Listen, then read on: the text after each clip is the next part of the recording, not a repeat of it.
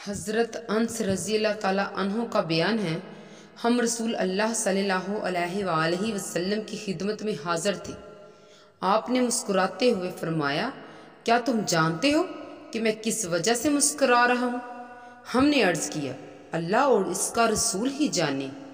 فرمایا، مجھے اس بات پر مسکراہٹ آئی کہ ایک بندہ اپنے رب سے کہے گا، اے میرے رب، کیا تم نے مجھے ظلم سے پناہ نہیں دے رکھی ہے؟ یعنی کیا تو نے یہ نہیں فرما دیا ہے کہ کسی پر قیامت کے دن ظلم نہیں کیا جائے گا؟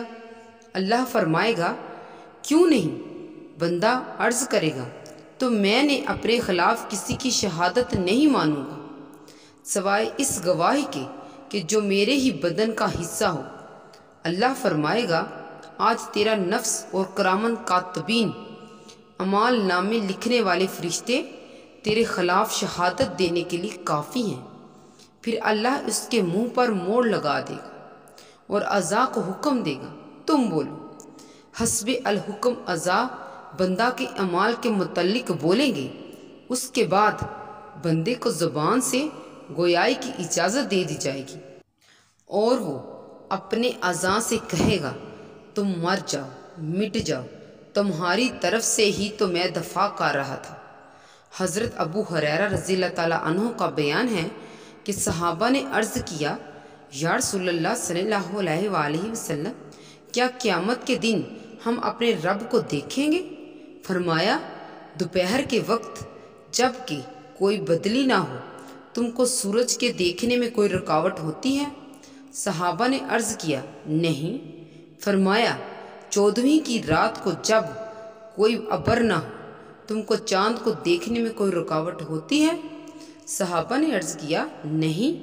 فرمایا، قسم ہے اس کی جس کے ہاتھ میں میری جان ہے، تم کو اپنے رب کے دیکھنے میں بھی کوئی رکاوٹ نہیں ہوگی مگر اتنی جتنی سورج اور چاند کو دیکھنے میں ہوتی ہے۔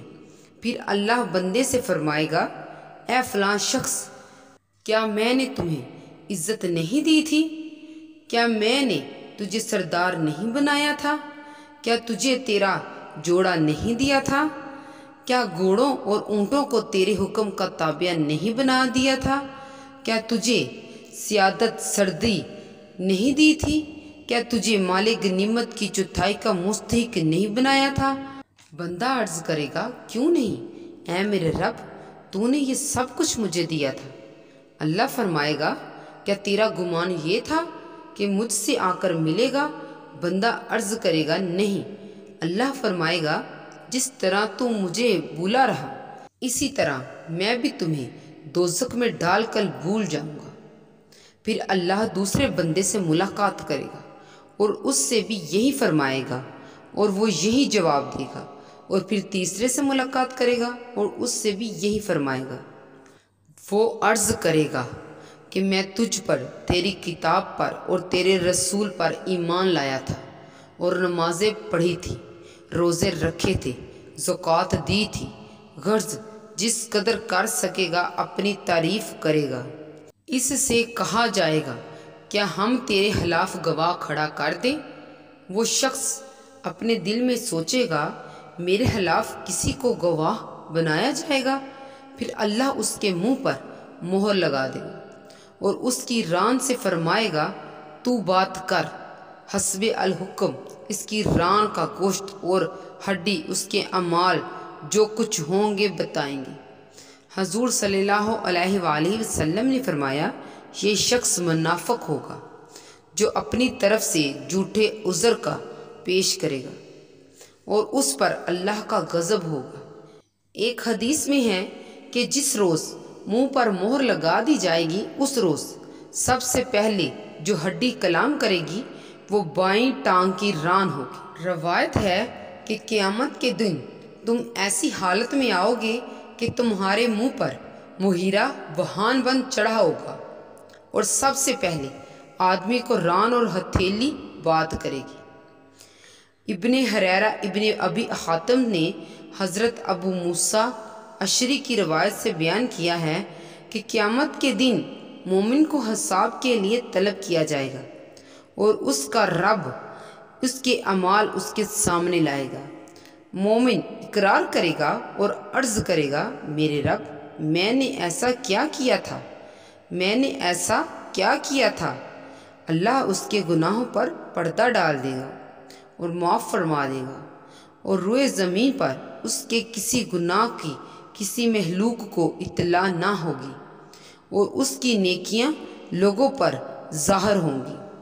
سب لوگ نیکیاں ہی دیکھیں گے، اور کافر و منافق کو جب حساب کے لیے طلب کیا جائے گا اور اس کے رب اس کے اعمال سامنے لائے گا تو وہ ان اعمال کا انکار کر دے گا اور عرض کرے گا، اے میرے رب، تیری عزت کی قسم، اس فرشتے نے میرے خلاف وہ اعمال لکھ دیے ہیں جو میں نہیں کیے ہیں۔ اللہ تعالیٰ فرمائے گا، تو نے فلاں فلاں عمل فلاں فلاں جگہ کیا تھا۔ کافر منافق کہنے لگے گا، تیری عزت کی قسم، میں نے نہیں کیا۔ جب وہ اس طرح انکار کرے گا تو اللہ اس کے منہ پر مہر لگا دے گا۔ حضرت ابو موسیٰ نے کہا، میرا خیال ہے کہ حضور نے فرمایا سب سے پہلے اس کی سیدھی ران بولے گی۔ پھر آپ نے آیت تلاوت فرمائی۔ حضور صلی اللہ علیہ وآلہ وسلم نے فرمایا، جب قیامت کا دن ہوگا تو کافر کو اس کے اعمال پر آر دلائی جائے گی اور وہ انکار کر دے گا اور جھگڑا کرے گا۔ حکم دیا جائے گا کہ قسم کھاؤ۔ کافر قسمیں کھائیں گے، پھر اللہ ان کو خاموش کر دے گا اور ان کی زبانوں سے ان کے خلاف شہادت دلوائے گا، پھر ان کو دوزخ میں ڈال دیا جائے گا۔